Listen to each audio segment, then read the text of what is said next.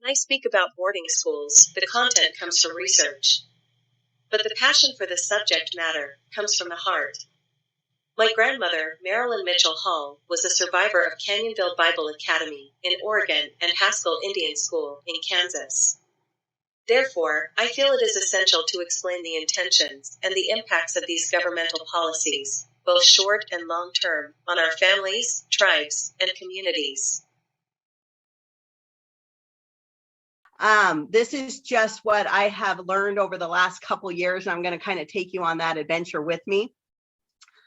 And I want to start with where I'm from.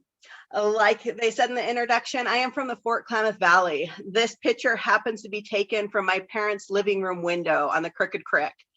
And for those of you that know, this happens to look out over Council Grove, where the Klamath Treaty of 1864 was signed. And so I come from sacred land. And so to be able to look out there and to know that history and to be tied to that place is where I still, even though I don't reside there, that's where I'm from and where I'm connected to. Who I'm from is I'm the daughter of Lawrence and Ann Hall, and I'm the granddaughter of Marilyn Mitchell Hall. And this history is extremely important, and I always want to get it right and do justice to it, because it's the story of our people and the story of our ancestors and the story of our family. And so for my grandma and her sisters who did go to 2 different schools, I hope I get it right for you, and I hope that when you leave today, you have a better understanding of the historical concepts of the boarding schools, as well as what that did to the Native people then and the long-term impacts that we're still seeing today. And the way I started this adventure was, some of you may be aware that in 2016, the state of Oregon decided that Oregon public schools should start teaching tribal history. And, that was an amazing thing. And then the state of Oregon took it further, and they told the tribes, write your own history, write your own curriculum to be shared. And so that was a very empowering thing for us as a tribe and as a nation to take on, because we'd never really written history from our perspective. I attended elementary through high school at Chiloquin High School and was never taught tribal history or Native American history. And that impacts the way you see yourself, the way you see your family, your community, your tribe, and your place in that. And so for the state of Oregon to see value in that, and then to give the power back to the tribes to write our history, was an amazing thing. And so I am an ethnic studies major. I've studied Native American history. And I got to say, when I went into this project, I was a little arrogant. And I was like, oh, I know boarding school history. I'll just tweak it and, focus more on the Klamath story. And I thought it was going to be pretty easy. And boy, has it humbled me. It was much more complex than I thought. Because if you go to Google the Klamath tribes and boarding school history, nothing comes up. There's not a search there. That history had yet to be written. And so in order to write the history, we had to research it, and we couldn't dig into the archives because those were closed due to the pandemic. We were able to get some archive research from Carlisle, who's one of the only Indian boarding schools that has great online resources, and I'll talk about that later. But a lot of it was interviewing tribal elders and talking to people who had experienced this or who had learned from their parents and their grandparents about this. And so this research project has humbled me in 1,000 ways, but I'm so thankful for the knowledge and the experience. And I'm going to dial in on the boarding schools, but I think we need to talk about what was going on in the nation as a whole with regard to Indian legislation. And that starts with the Dawes Act. And this quote is from David Truer, and he's an Ojibwe author. And he says, this new phase of federal Indian policy was known as assimilation. And as bad as the years of warfare and treaty making had been, assimilation would be immeasurably worse. That's a pretty big statement. I mean, you guys have been learning all about the Modoc War. We know how bad that was. And this is saying that assimilation is worse. And the more I've learned, I think he's right. The way they were going to go about assimilation, they being the federal government, was they were going to do kind of a three-pronged approach. One was going to be the boarding schools, and that's what we're going to dig in on today. And they were going to break down the family and reshape future generations by taking the children and training them differently. The second thing they did was allotment. And that was where they took the large reservations and broke them up into small allotments of usually 160 acres. And the Native American was to become a farmer on that, on his allotment, be an individual landowner instead of a collective tribe and a collective land owner. And just through the allotment process, 90 million acres of native land was lost. And so frequently when people talk about the Dawes Act, they just think Dawes allotment and only think of the land. But there was another aspect in addition to those first two called the Indian offenses. And this is the least known aspect of the Dawes Act. And this was strictly targeting Native American culture and ceremony practices. It became illegal to drum. It became illegal to dance and practice ceremony. One of the things that a lot of tribes practiced was when somebody died, there would be a giveaway of all their belongings. And what this giveaway practice did was natives valued not what you held as an individual, they valued how much you could give away. And when somebody died, that was a redistribution of wealth throughout the group. And this practice was seen as crazy. You know, the Indian police were like, what are they doing? The BIA agents didn't like them giving away their things, and it became illegal. You could be jailed if somebody died and their things were given away. And so the Indian offenses, which basically outlawed the religion, remained outlawed until the Indian Religious Freedom Act in 1978. And so all three of these aspects of the Dawes Act are equally important and all work to redefine the culture, the land, and the education and the people. But like I said, today we're going to focus on the boarding schools. And this was these were publicity posters. You would see the savage coming in and the civilized coming out. And what would happen is when these children would go to the schools, they would be taught to no longer be Native American. They would lose their language and that skill set, such as hunting and gathering, and be retaught a different skill set. And so when they would come back and be returned to their reservation and their families, they really didn't fit in anywhere. They were still identifiably Native American, yet they couldn't speak to their grandparents. They didn't know their language. They didn't know maybe how to fish and hunt, because maybe if they were taken at the age of 6 and returned at the age of 20, they didn't possess that skill set. And so they really struggled to fit in. And something that's important to recognize is this just didn't happen to a generation of Native kids. This happened generation after generation. And so, like I mentioned, they would remove them from the home. They would teach them English and a skill set, and then they would return them forever changed. And the first federally ran Indian boarding school in the lower 48 was called Carlisle Indian School. And that was opened in 1879 by Major Richard Pratt. And he was a military man.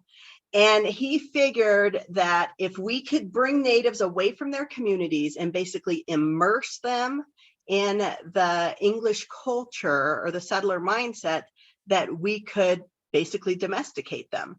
And this image shows a group of Apache that were brought in. You know, some of you may have heard of Geronimo, but these were the Apache that were still actively fighting against the US military forces and were rounded up and brought in to Carlisle. This was a recruitment class. And this is what students would look like after being at boarding school. And so you can tell they're all in military uniforms. And like the girls would have their haircut and be in dresses. The boys would wear military type uniforms. And something that is interesting here, and they would all have, the boys would have their military cut, is that they were being dressed in the clothes of their oppressors. And so if you just think about that for a minute, the last time these Apache children saw military officers, they were literally rounding them up at gunpoint and returning their tribe to a reservation. And within a day or two of being in that school, they now look like those military officers. They have their hair cut like them and they are dressed like them. And so the analogy I give is I happen to be a staunch Beaver fan. I am OSU through and through. And if I were to lose a bet and have to wear a Duck sweatshirt, I would be very upset. That's my rival. I wouldn't want to wear that.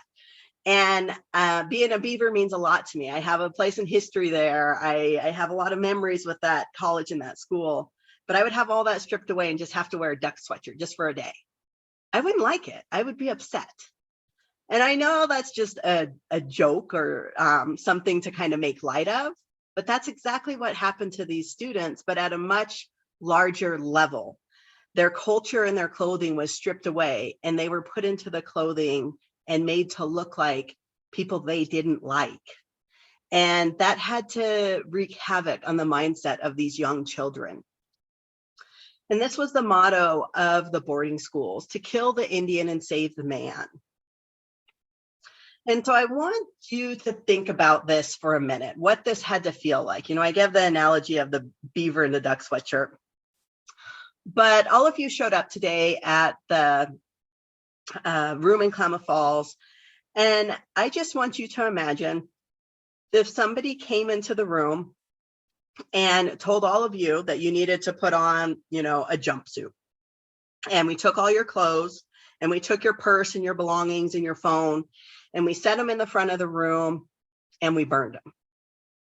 We took all your jewelry. If you had a ring on, we took that. We took your phone. You couldn't call for help.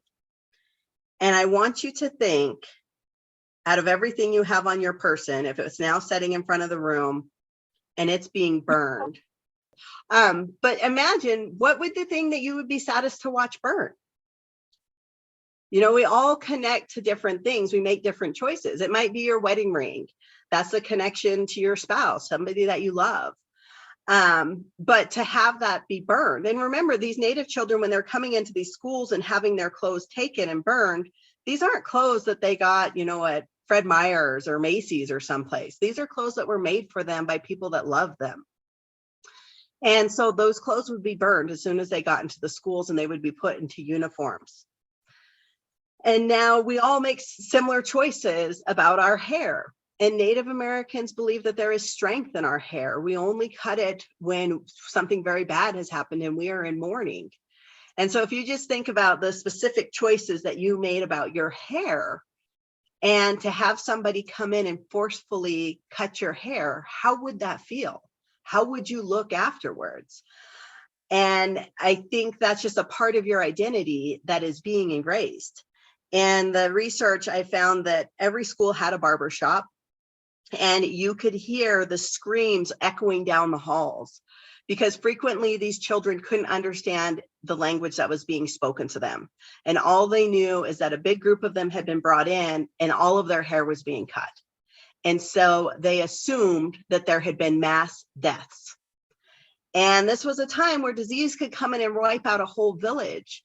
And so they would cry because their hair was being cut and they didn't know. All they knew is that their hair had strength. You only cut your hair when something tragic had happened, and everybody there was getting their hair cut.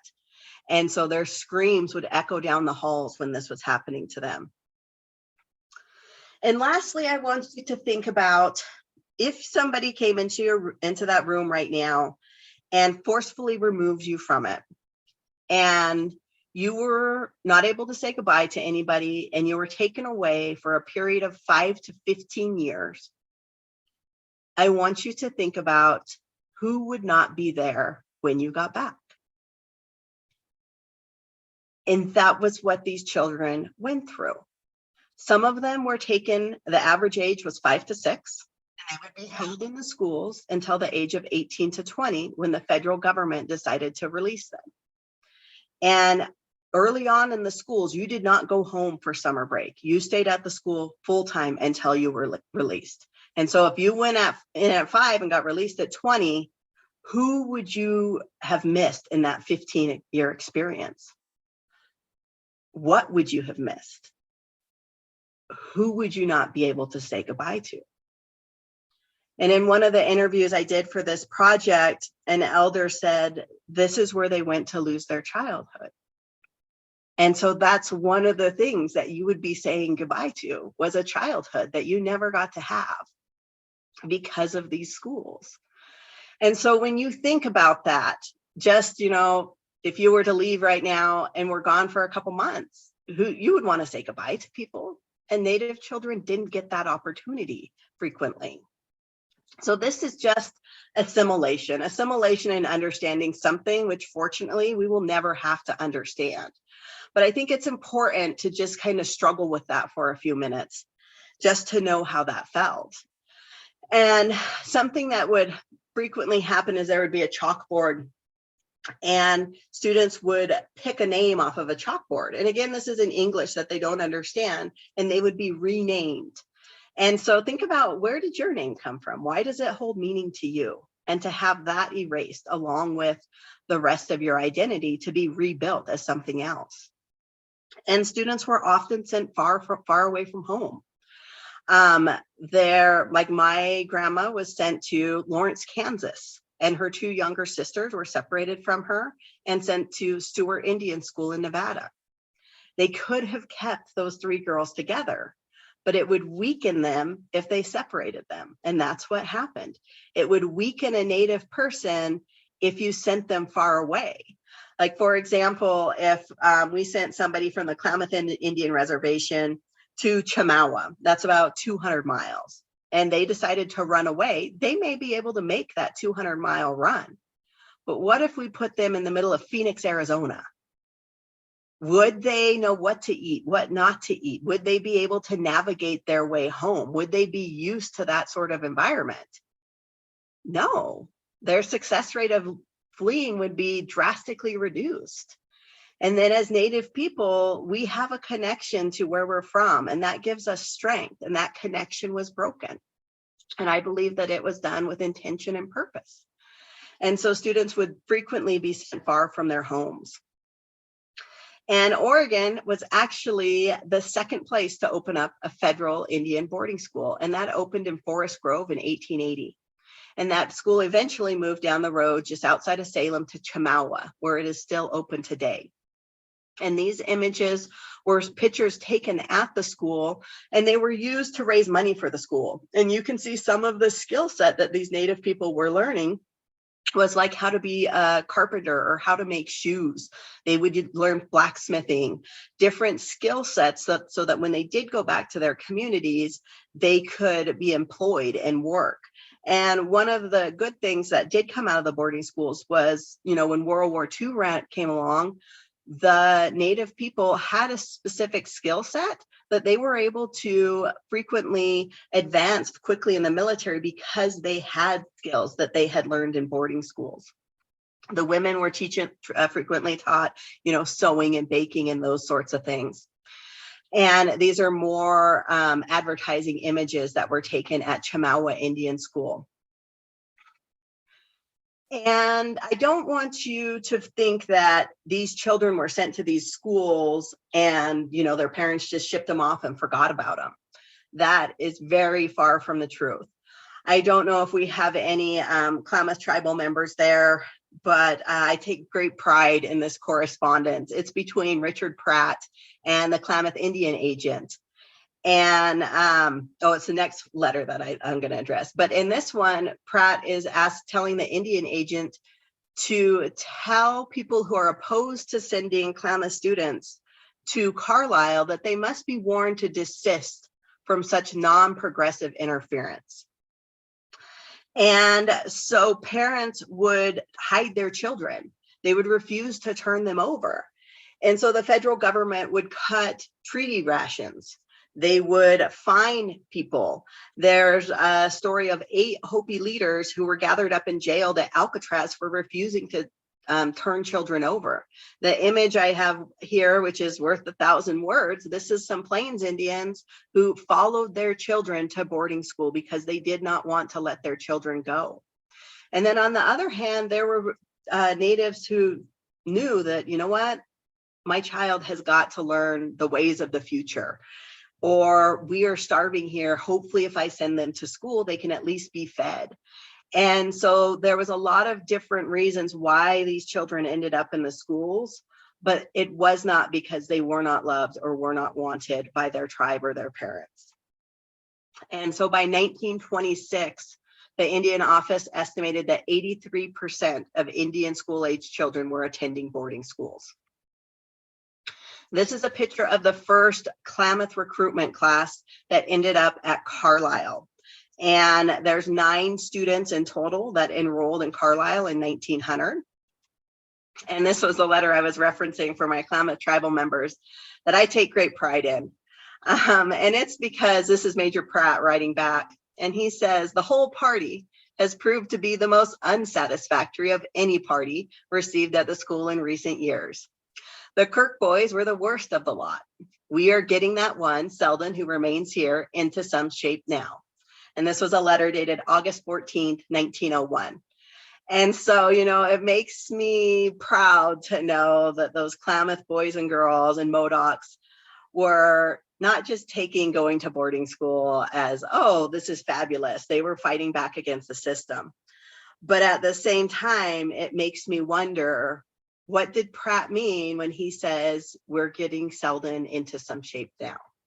Those of you that know Klamath history know that Selden Kirk went on to be elected the lifetime chairman of the Klamath tribes up until termination. But I wonder, knowing the full extent, I don't know the full extent. I know a lot about the abuse that went on in these schools. And I wonder what exactly that quote means. How did they whip Selden into shape now? And it worries me to think about that. This first image is a young man. His name's Joe Ball, and he's a Modoc. And his official transcript out of Carlisle lists deserter. And the second image is Reverend Jesse Kirk. And he was initially in support of his sons going to Carlisle. He later stopped supporting the boarding schools. And in this picture is Selden Kirk and his older brother, Clayton Kirk. And again, as Native American descendants, we all take pride when we are able to see our family members' records and we see the words runaway or deserter, to know that, you know, they fled, they tried to run home. And the story I'm going to share is about Joe Ball and Clayton Kirk, the older brother, the boy furthest to, he's on my right here. And what happened was, I don't know what happened to make them run, but Clayton and Joe decided to run away from Carlisle. And they had a good run. They made it 250 miles to Pittsburgh, Pennsylvania. And the reality was they were still over 2,500 miles from home. So when I say they did stuff with intention and purpose, there's how hard would it be for those boys to make that run? And when they were found, they were brought back, and Clayton was very ill. And at a later date, Joe ran again. And I didn't know what happened to Joe until last spring. I was given this presentation and I commented, I never found out what happened to Joe. And my dad's like, how could you not know? Any of you that drive by Highway 97 right after you cut off to go to the marsh, there's that Spring Creek station. Joe Ball made it back and he opened up that store. And just a couple months ago, I saw the Klamath tribes had a Joe Ball scholarship. And so you can tell I get choked up over this. But this history, a lot of it is, it's very sad. And we talk about how harmful it was to our people. But the story of somebody like Joe Ball at the age of 16 or 17, making it 2,600 miles across this nation and back to Chiloquin and finding success is a story of strength and resilience. And so I think that's an amazing story. And those stories are out here. But I don't understand the full capacity of what these children had to go through, just like that trek across the United States. I would love to know more details about that story. But what I do know is I know that there was a ton of abuse in these schools, and that when they ran away, they were punished. There's repeated examples of physical, mental, and sexual abuse taking place in the schools. And they had things like this image. This is a pair of child-sized handcuffs. And I've done this presentation before, and usually before I do a presentation, I like to flip through my notes and just go through my PowerPoints. And I was going through my PowerPoints one morning, and my 5-year-old daughter was sitting next to me, and she was watching cartoons, and she glances over and she sees my iPad, and she looks at this image, and she looked at me and she said, "What are those?" And I was just kind of like, I don't want to talk about this. And I just really struggled. I'm like, she's too young to know this history. And so I just said, well, they're handcuffs, they're old handcuffs. And she looks back at me and said, well, why are they so small? And again, there was just a weight on my chest, and I didn't want to tell her. I said, those are for kids. And she looked at me and she said, who would want to put handcuffs on kids? And I just said, bad people. And I flipped onto the next slide, and she just went off and watched her cartoons. And I sat there and I was just almost in tears. And it dawned on me that those handcuffs were made for her. They were made for 5-year-old little Indian kids that didn't fit regular handcuffs.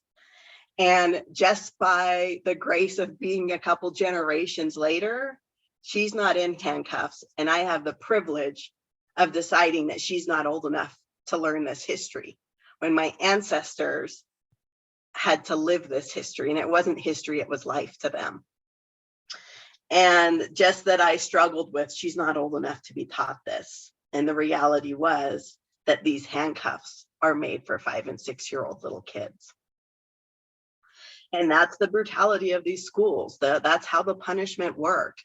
There's a quote story of a Navajo code talker who got in trouble for speaking his language, and he was tied to the radiator in the basement for 3 days with just bread and water for speaking his language. That was strictly prohibited in these schools.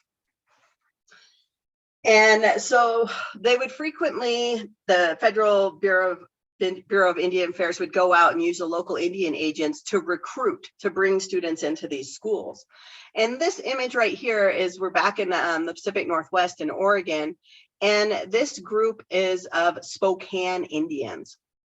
And the lady in the second row with the braids in the middle, her name is Latricia Mott. And they were very happy that they were able to recruit this group. And that was because Matricia was the daughter of Chief Mott. And so one way that you deciphered that it was a good recruiting class was if you got the children of the leaders, because then you could hold them as leverage against the parents. And you guys just spent a year talking about a bunch of Modocs that wouldn't stay on their reservation. If they had the Modoc children and held them as leverage against Captain Jack and the rest of the Modocs, then they had power over them. We also had a chief by the name of Chief Joseph who refused to go to the Lapwai reservation. If they could have had all those kids and held them as leverage against their parents, then maybe those parents would have gone to the reservation. And so that was something that was considered, was to use these children as weapons. And this slide says, what difference do you notice? Again, this is one of those, these children were taken directly down to downtown Portland before they even went to the school to have this picture taken so they could sell it as postcards to make money for the school. And it shows the savage coming in and the civilized coming out. And so usually when I say, oh, what's different? A lot of people, because the pictures are taken a couple months apart, notice that, oh, they're dressed really nice. And, the little girl has a doll. But if you're looking really closely, you'll notice that 2 of the children are not in the second photo. Within just a couple of months, Latricia Mott and another child have died. And that's because disease was so prevalent in these schools. By 1888, 5 of the children in this photo are dead. That's almost a 50% death rate at Chemawa for these students. And in my research, I found that Klamath students fared at about a 33% death rate. And that was one of the things that was really startling for me, was to see the rate at which Klamath children were dying at Chemawa. And a lot of it was blamed on the difference in the climates, that the Klamath kids just weren't able to acclimate to the climate of the valley. And I think that could have been an issue. But at the same time, I know that the school was being moved from Forest Grove to Chemawa, and that it was the children that were building that school. And those children will work from sun up to sundown. They had a lack of food, a lack of medical care, and they didn't even have shelter to sleep in because they were building the buildings in the middle of February, January, and March. And the buildings weren't built yet. And so they're working the children all day long to build the school and not taking care of them. And that's why there was so many deaths. It wasn't just the climate. The superintendent of the Forest Grove Indian School said, "It has been said that to educate an Indian is to sign his death warrant." And so my question is, knowing that, they felt that it was more important to educate them than to keep them alive as they were. And that's a pretty harsh reality to deal with. And this image right here is of the Carlisle Cemetery, excuse me. And every single one of these boarding schools had a cemetery. And Native children were 6 times as likely to die in childhood while at boarding schools than the rest of the children in America. And what happened was a lot of these students kept dying at boarding schools. And it looked bad for the boarding schools. What it looked like is they weren't being taken care of. And that's exactly what was happening. And so the schools, instead of having the kids die there, when they got sick, they started shipping them back to their families, knowing full well that when they were shipped home to, a place like Warm Springs or the Klamath Indian Agency, that their family and their tribe would take care of them. And they also knew that the most prevalent disease at this time was tuberculosis, which was highly contagious. And knowing all this, they still chose to send the children back to their communities rather than have them die on campus and have it look bad on the school. And so throughout this experience, I was able to learn a lot about Forest Grove. And that came because I was able to reach out to the archivist at Forest Grove. And she's actually writing a book on the Forest Grove Indian School. And so I called her up to interview her, because remember, I wasn't able to just be like, oh, Google Klamath boarding schools. And she was very kind. Her name is Eva Gugamos. And I interviewed her for about 2 hours for this project. And I was getting off the Zoom call with her, and I asked her, I said, hey, Eva, was there anything that you wanted to tell me that I forgot to ask? And she took kind of a second, and she said, I was wondering if you know what your tribe wants to do with the bodies. And I was like, what? And she said, well, the bodies of your tribal members that are still at Chemawa. And I just got kind of choked up. You can hear it in my voice. And the whole time I was doing this research, it was a little bit removed. I would hear such sad things, but it was removed. But when she asked me if I knew what we were going to do with the bodies, it crushed that distance down to nothing. It put that weight right on my chest. And I said, I am just a curriculum writer. I'm just a volunteer. Let me, run that up the chain to my tribal council so that they can then address that with our general council, our whole body of tribal members. But it was a really heavy weight, and it sat on me for a long time. And I had to, I had deadlines. I had to get this curriculum written. And then I knew that I needed to address this issue of these bodies at Chemawa with tribal council. And so I made my curriculum deadline, which was a big deal. And then we actually did some elder interviews. And so I was pretty much tying up this project. And I sat down to write a letter to tribal council to tell them about these bodies, which I figured they knew in some capacity. But I just wanted to give them perspective. And I wanted to include some of the research that Eva had done. And one of our tribal members that had died while the schools were moving, and his name was Cassius Brown. And he was a young man. And when he died, the school refused to send his body home. They're like, no, we're not paying for it anymore. It's too expensive. And his family at Klamath Indian Agency said, we want that body. And so an older brother rode a horse up to Chemawa, paid to get the body, and they rode a train back down to Ashland. And then he rented a wagon and took a wagon over the mountain pass and took that body back to Chilliwack and buried it. And the family covered all of those expenses. And so I wanted to tell my tribal council that story so they understood how important it was to have that child returned home at the time for when they went to make their decision. I wanted them to make it within the context of having enough information. And so I had a list that I had gotten from, her name was Sue Ann Redrick. She knows a ton about the Chemawa Cemetery. And on my list, it has the student's name, it has their tribal affiliation, their age, and then how they died. And so I'm looking at this list. And so I had written how Cassius Brown, how his family had gone up and gotten the body at the time. And it took about 2 months to do this round trip, and then a lot of money to bring this home and do this trip.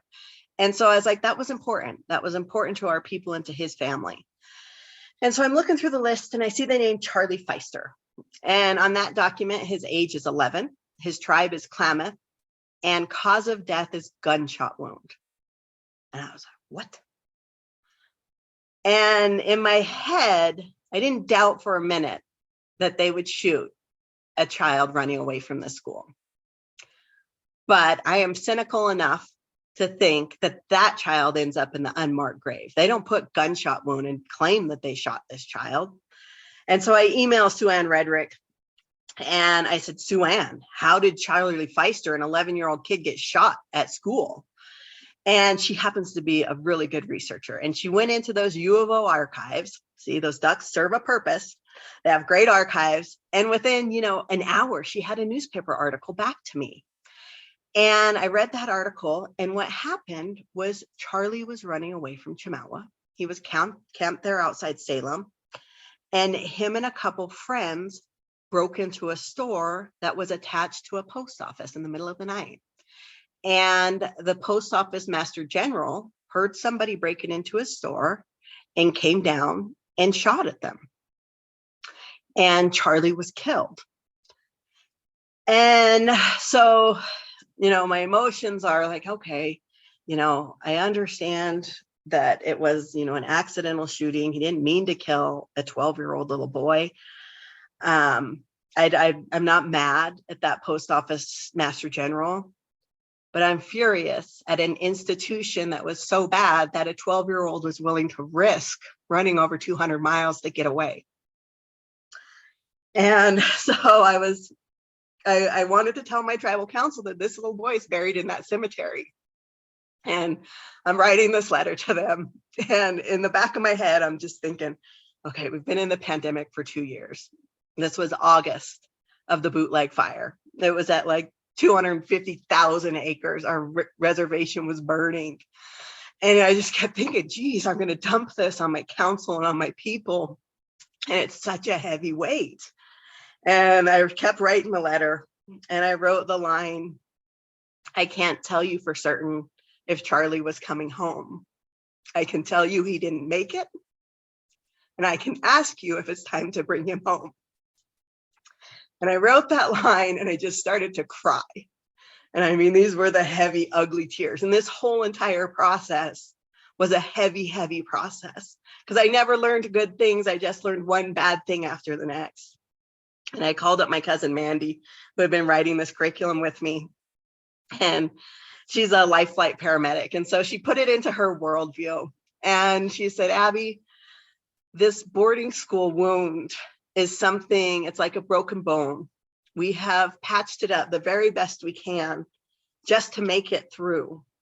And now it's time that as a community and as a tribe, we break it clean and we heal it for good. And I was like, geez, Mandy, I didn't know you were so prophetic. But it made me feel better to think, that maybe Charlie's story could help us bring these children back and we could bury him in a good way and we could heal as a community from this wound.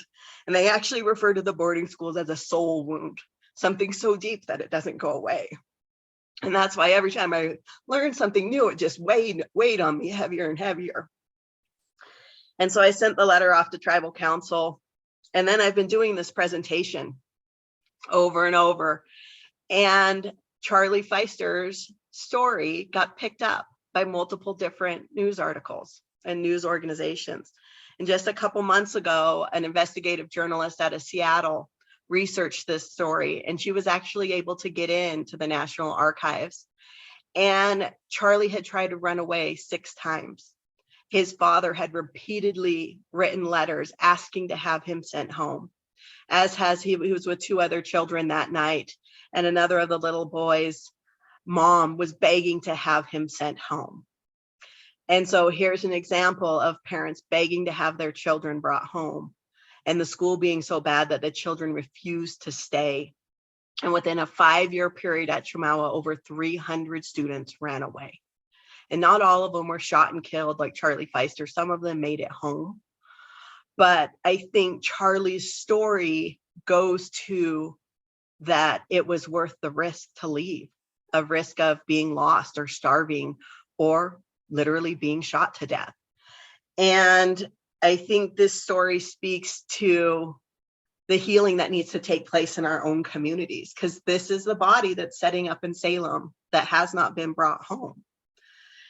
And we're trying to move forward. We're trying to heal. And in researching this project, I say the bleeding hasn't stopped yet, because everything I learned, it just opened the wound up again. And we actually had our elders come in and talk to us about their experiences at boarding school. And I mean, it literally felt like we cut them open and they bled it all out. And it was, I hope it was cathartic for them, but it was a very difficult experience. And this elder here, this is Clay Dumont Sr. And in doing this research, I knew that he had attended St. Mary's boarding school in Albany, Oregon. And he's telling us, this is a picture of him telling us that story. And when I went to do the research, the Oregon Historical Society, I kept saying, do you have any information on St. Mary's Academy in Albany? And they said, no, you're wrong. That wasn't a boarding school. You mean Chemawa. And I said, no, I'm not wrong. I mean St. Mary's. There is no record of St. Mary's Academy being a boarding school. Yet the Klamath Tribes has this image right here sitting outside our education department in our administration building. And this is a picture of a bunch of little Indian kids sitting on the steps of St. Mary's Academy. I give this presentation to the Oregon State Libraries Association. And these are some sleuths. They know how to find stuff. They were able to find this single article, and that is it. This is a history that has been intentionally deleted. In just my research over the last 2 years, I was able to find 4 boarding schools in Oregon: Canyonville Bible Academy, St. Mary's, Mount Vernon, and Mount Angel, all of which boarded Native American students, none of which are considered boarding schools. And so that's what you get when you get to rewrite history from your perspective, from your lived experience and your truth, is to set the record straight. And that's what we got to do through this project. And one of the things that I was very happy to be able to be a part of was making this video with our tribal elders. And I'd like to share that with you. And we made it with our Senate Bill 13 funds.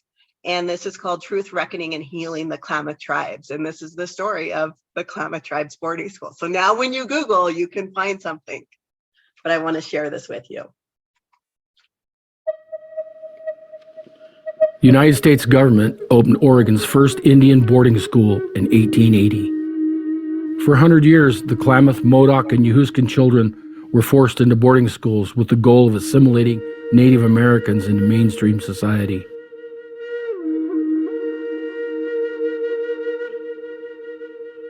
The federal government forcefully took Indian children away from their families, tribes, and reservations in order to completely disconnect them from their culture and traditional ways of life.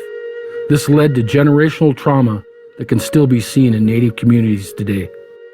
I was 8 years old We drove on to Albany, and we pulled up in front of this huge home, and my brother and I were both excited because they brought the suitcases out too, and they said, wow, maybe we're going to get to spend the night in this big house. Mom and Grandpa took us up, and one of the nuns took my hand, and one of the nuns took my brother's hand, and Mom and Grandpa turned around, went down the stairs, never looked back, and my brother started crying and screaming, and down he went, said, shut up by the hair, and into the door.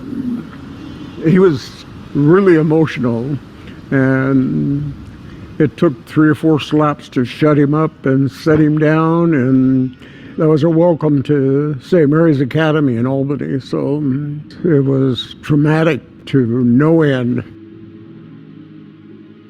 Upon arriving at the boarding schools, Native children had their hair cut, traditional clothing removed, and were punished for speaking their language or practicing their traditional ceremonies. You spoke their language, they got in trouble, and there was this room. Well, actually, it was more like a closet that they put them in. She said it was just big enough for them to stand in. And they had to be in there hours on end without anything to eat, drink, restroom breaks, or anything until school felt they learned their lesson. And she told me, you don't want to learn that lesson, and it's better that you don't even learn our culture, because all it'll do is get you in trouble. Our first grade teacher, Sister Grace, she was great. I loved her. 3rd and 4th grade teacher, Sister Veronica, she was a hitter. She pulled hair. She had a 12-inch ruler, the little metal thing on the end that she loved to hit you with. And I remember her slapping my brother in the face because he was a crier, and she slapped him. She broke his glasses. She pulled his hair, and all I could do was sit because you did not dare make a noise. Once an Indian child was in boarding school, only the government could determine when they would be discharged. It was just before Christmas, and nothing had changed, and Sister Felicitas was on my brother, slapping him, had him on his knees, praying and slapping him at the same time. And he got a bloody nose, and I lost it. I jumped on her back, and she went down like a ton. The nuns wanted them to take us to jail. And whoever was in charge of the policeman came up and said, you are to take these 12-year-old kids back. And they took us down and put us on a train, and we were gone. Although Clay and his brother made it home, the number of children who never came home is staggering. Many endured routine physical, emotional, and sexual abuse. Some perished into unmarked graves, never to return home. We're talking now about finding unmarked graves. They missed their children, and they were taken away forever. I don't know how a community recovers from that.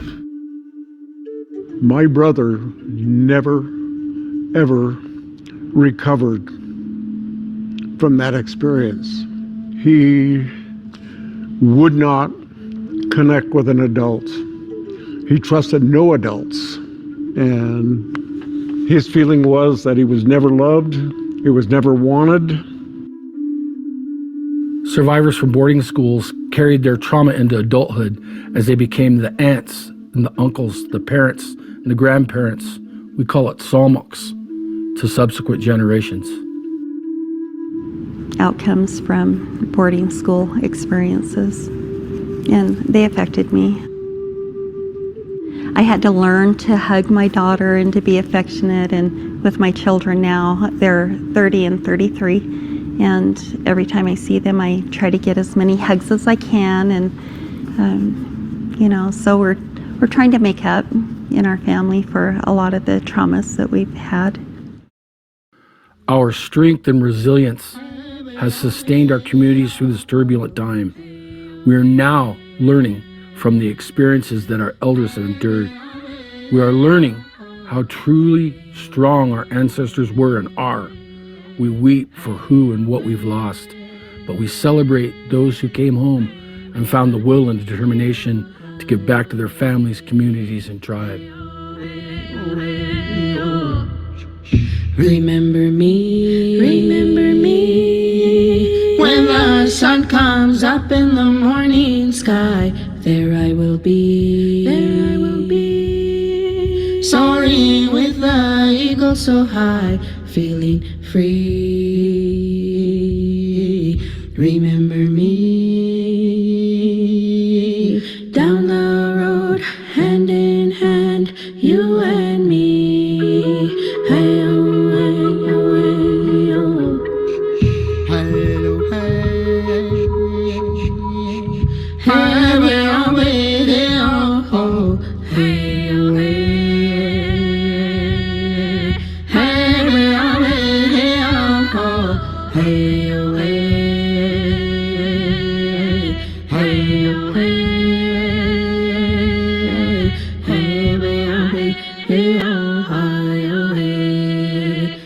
oh, hey, oh, hey, oh, hey, oh, remember me, when the sun comes up in the morning sky, there I will be, soaring with the eagle so high, feeling free. Remember me, down the road, hand in hand, you and me.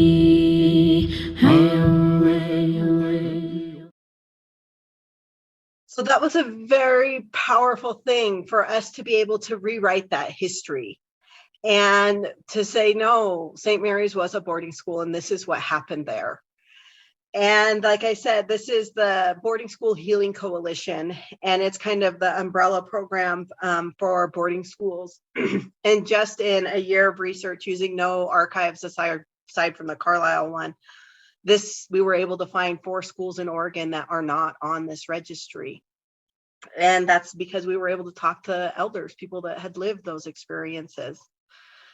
And that list that was ran there at the end of our elders who attended those boarding schools, that was basically me with a clipboard and a spreadsheet going around asking people's names. The tribe did not possess a list of boarding school attendees, who went where. And so, believe me, we hear about it now. You didn't put grandma's name on there, or you forgot my cousin Joe. But there's not a combined list. And that's something that has been very frustrating for tribal members who want to learn their history, to not have it all recorded. And that is something the Klamath tribe is now trying to do. And I thank Cami Horton from OPB, who helped me compile that list. She was a great researcher and a great help with that. And the timeline of the boarding schools, I just want to go through this really quickly. These went on for over 100 years. I want to point out the Merriam Report in 1928. That was the first comprehensive report done on the Bureau of Indian Affairs. And that report in detail went into the abuse in the schools, that children were starving, that they were being beaten, that the physical and sexual abuse, yet the schools still continued. Not on this list is Brown v. Board of Education, May 17th, 1954, where it was deemed that segregated education was not in the best interest of students, yet Native children remained in segregated education in boarding schools. More has happened with boarding schools in the last 4 years than has happened in the last 25 years. And that's because the First Nations people of Canada and the residential schools the histories come to light. They are going out with ground penetrating radar, and they are finding mass unmarked graves. These are 2 separate newspaper articles, one where they found 1,000 children in an unmarked grave and another where they found 600. They will find 200 here, 150 here, all in unmarked graves. And again, every school had a marked cemetery. So for generations, Native people have been saying, this person never came back, and asking what happened, and they have never gotten answers. And it's because they were being thrown in unmarked graves. And to date, over 10,000 bodies of children have been found in these schools. And the majority of these, again, are coming out of Canada. And it's not because there's not bodies in the US, it's just because Canada was looking. We didn't actually start looking until June of last year. And if you take nothing else from this presentation, I want you to take this next mind change. I don't want these to be just seen as, oh, another unmarked grave. I want to know why it's not seen as a crime scene. Put this into context. If when they were remodeling Klamath Union, if they would have found a single body there, even if it was 25, 50 years old, there would be yellow tape. We would want to know who that was and what happened and why there was a body on that school grounds. Basically, we would care. Yet over 10,000 bodies have been found, and people still either don't know or don't care. And I want the mental shift to change, that these are people's family members, these are our Salmuks, and that they matter, that we care what happened to them, and we want answers. And a lot of those answers are being found now in the United States because of our new Secretary of the Interior, whose grandparents attended boarding schools. And she passed a boarding school initiative in June of 2021. Last year, the first report came out. It's a 2-part report. It was over 150 pages of boarding school information. And basically what it said was, so many of the records have been destroyed, we will never know what happened. There are no comprehensive records. The Bureau of Indian Affairs did not keep accurate records of what was going on in these schools. And so, our Excel spreadsheet is as good as it's going to get. The federal government is not going to be able to be like, oh, here's a web page, and here's your list of Klamath tribal members. They're not going to be able to recreate that. They don't have the records. They no longer exist. Something else that's happened within the last year is in Canada with the First Nations people. The Catholic Church that was running those schools for the most part, along with the monarchy, has apologized for the boarding schools. And in April of last year, a delegation of chiefs went to the Vatican City and received an apology. And then last summer in July, the Pope actually came to Canada and apologized in person for the role of the Catholic Church in their residential schools. When I do these presentations, people frequently ask me, well, what can I do? What can we do? And for my Native people that see these presentations, you've lived this history. But what I want to remind you is that there may be generational trauma that shows itself in our communities in different ways. But don't forget that there's also the strength and resilience that's there. And let's remember that you are the descendants of the survivors. And I think something that's important is to recognize the accurate history. And through Senate Bill 13, the Klamath Tribes has been able to do this with regards to boarding schools. And then to support Native Americans who are reconnecting, whether that be if they're learning their language. Like my grandma was a fluent language speaker, and I knew none of the language until I took a language class through the tribe last term. Also understand that tribes are trying to heal. And then if you haven't heard this history, ask why not, and then share what you learned today. If the learning stops with you, then I think you're cutting it short. I think this is an important issue that can be shared. And then if you want to support the Klamath Tribes financially, we have the AMBO fund that we use for river restoration and land back projects, and that can be accessed through the Klamath Tribes webpage. And on September 30th, that's a day of remembrance related to the boarding schools. And so you can wear orange on that day to show solidarity and support for the boarding school issue. And then also support the Senate Bill 13 curriculum. This is how we rewrite history with an Indigenous lens and an Indigenous perspective, and what I would say a more accurate history, specifically regarding these schools. So that they know what happened there and what happened to Native people across this country. And then I would like to thank everybody that helped me. The Klamath Historical Society and Klamath County Museum were very helpful in us getting imagery for all of the Senate Bill 13 videos that we did. And I really appreciate being invited back to talk today. And Musa Ketcha, thank you so much for letting me come and speak with you.